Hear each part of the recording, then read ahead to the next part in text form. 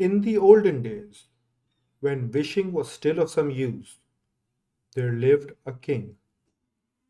He had several beautiful daughters, but the youngest was so fair that even the sun, who sees so many wonders, could not help marveling every time he looked into her face. Near the king's palace lay a large, dark forest, and there, under an old linden tree, was a well. When the day was very warm, the princess would go off into this forest and sit at the rim of the cool well. There she would play with her golden ball, tossing it up and catching it deftly in her little hands. This was her favorite game, and she never tired of it. Now it happened one day that, as the princess tossed her golden ball into the air, it did not fall into her uplifted hands as usual. Instead, it fell to the ground, rolled to the rim of the well, and then into the water. Plunk, splash! The golden ball was gone. The well was deep, and the princess knew it. She felt sure she would never see her beautiful ball again. So she cried and cried and could not stop. "What is the matter, little princess?" said a voice behind her. "You are crying so that even a hard stone would have pity on you." The little girl looked around, and there she saw a frog. He was in the well and stretching his fat, ugly head out of the water. "Oh, it's you, you old water splasher," said the girl. "I'm crying over my golden ball. It has fallen into the well." "Oh, as to that," said the frog, "I can bring your ball back to you. But what will you give me if I do?" "Whatever you wish, dear old frog," said the princess. "I'll give you my dresses, my beads, and all my jewelry, even the golden crown on my head." The frog answered, "Your dresses, your beads, and all your jewelry, even the golden crown on your head. I don't want them. But if you can find it in your heart to like me and take me for your playfellow, if you will let me sit beside you at the table, eat from your little golden plate, and drink from your little golden cup, and if you are willing to let me sleep in your little bed besides, if you promise me all this, little princess, then I will gladly go down to the bottom of the well and bring back your golden ball." "Oh, yes," said the princess. "I'll promise anything you say if only you'll bring back my golden ball to me." But to herself she thought, "What is the silly frog chattering about? He can only live in the water and croak with the other frogs. He could never be a playmate to a human being." As soon as the frog had heard her promise, he disappeared into the well. Down, down, down he sank. But he soon came up again, holding the golden ball in his mouth. He dropped it on the grass at the feet of the princess, who was wild with joy when she saw her favorite plaything once more. She picked up the ball and skipped away, thinking no more about the little creature who had returned it to her. "Wait!" cried the frog. "Take me with you. I can't run that fast." But what good did it do him to cry out his "quack, quack" after her as loud as he could? She didn't listen to him, but hurried home, where she soon forgot about the poor frog, who now had to go back into his well again. The next evening, the princess was eating her dinner at the royal table when, plitch plotch, plitch plotch, something came climbing up the stairs. When it reached the door, It knocked and cried, "Youngest daughter of the king, open the door for me." The princess rose from the table and ran to see who was calling her. When she opened the door, there sat the frog, wet and green and cold.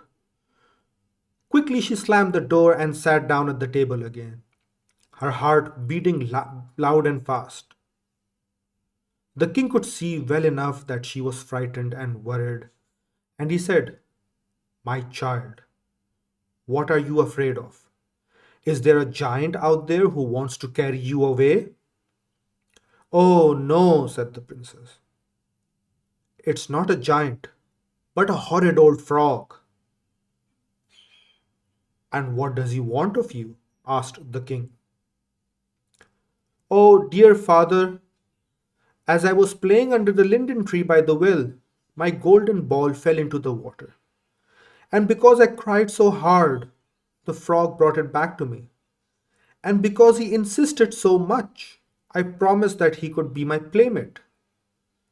But I never thought that he would ever leave his well.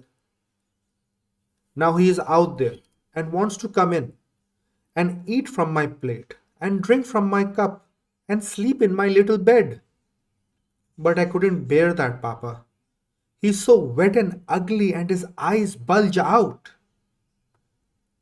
While she was talking, the frog knocked at the door once more and said, "Youngest daughter of the king, open the door for me. Mind your words at the old wellspring. Open the door for me." At that, the king said, "If we make promises, daughter, we must keep them. So you had better go and open the door." The princess still did not want to do it, but she had to obey.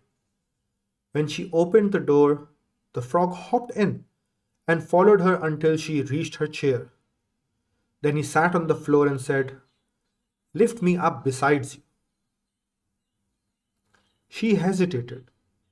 The frog was so cold and clammy. But her father looked at her sternly and said, "You must keep your promise." After the frog was on her chair, he wanted to be put on the table. When he was there, he said, "Now shove your plate a little closer so we can eat together like real playmates." The princess shuddered. She had to do it. The frog enjoyed the meal and ate heartily, but the poor girl could not swallow a single bite. At last, the frog said, "Now I've eaten enough and I feel tired. Carry me to your room so I can go to sleep." The princess began to cry. It had been hard enough to touch the cold, fat frog, and worse still to have him eat out of her plate. But to have him beside her in her little bed was more than she could bear. "I want to go to bed," repeated the frog. "Take me there and tuck me in." The princess shuddered again and looked at her father, but he only said, "He helped you in your trouble. Is it fair to scorn him now?" There was nothing for her to do but pick up the creature. She did it with both hands and carry him up into her room, where she dropped him in a corner on the floor, hoping he would be satisfied. But after she had gone to bed, she heard something she didn't like. Ploppity plop, ploppity plop. It was the frog, hopping across the floor. And when he reached her bed, he said, "I'm tired, and the floor is too hard. I have as much right as you to sleep in a good soft bed. Lift me up, or I will tell your father." At this, the princess was bitterly angry, but she picked the frog up and put him at the foot of her bed. There he stayed all night. But when dark was graying into daylight, the frog jumped down from the bed, out of the door, and away, she knew not where. The next night, it was the same. The frog came back, knocked at the door, and said, "Youngest daughter of the king, open the door for me. Mind your words at the old wellspring. Open the door for me." The only thing the princess could do was let him in. Again he ate out of her golden plate, sipped out of her golden cup, and again he slept at the foot of her bed. In the morning he went away as before. The third night came, but this time he was not content to sleep at her feet. "I want to sleep under your pillow," he said. "I'd like it better there." The girl thought she would never be able to sleep with the horrid, damp, goggle eyed frog under her pillow. She began to weep softly to herself and couldn't stop until at last she cried herself to sleep. When the night was over and the morning sunlight burst in at the window, the frog crept out from under her pillow and hopped off the bed. But as soon as his feet touched the floor, something happened to him. In that moment, he was no longer a cold, fat, goggle eyed frog. He had turned into a young prince with handsome, friendly eyes. "You see," he said, "I wasn't what I seemed to be. A wicked old woman bewitched me.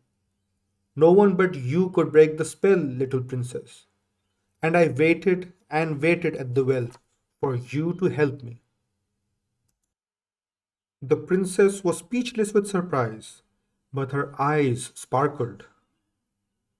"And will you let me be your playmate now?" said the prince, laughing. "Mind your words at the old wellspring."